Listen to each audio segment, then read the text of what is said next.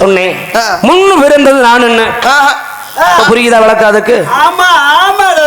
ஒரு விளக்கத்துக்கு இவ்வளவு நீட்டத்துல போகுது. சரி, நீ சொன்னதுக்கெல்லாம் கேட்டா விடிஞ்சு வரும் போலையா?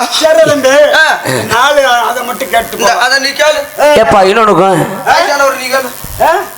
ஆமா, முதலில் பூணூல் போட்டவன் நான் சொன்னேன். ஆமா, அன்று எப்படி நாங்க சிவபெருமானுடைய பணியாட்கள்.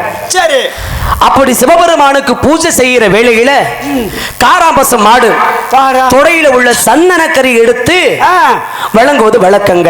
சரி, சந்தனக்கறி எடுத்து வழங்குவது வழக்கம். அதுபோல அந்த சிவபெருமானுக்கு அந்த சந்தனக்கரியை தினந்தோறும் காலையில வச்சு பூஜை பண்ணுவோம். சரி சரி. ஒரு நாள் சமயம் மனைவி கேட்டா, அப்படி அவருக்கு படைக்கிறதுக்கு முன்னாடி எனக்கு கொஞ்சம் கறி கொண்டுகிட்டு வாங்க ஆசைப்பட்டுச்சு.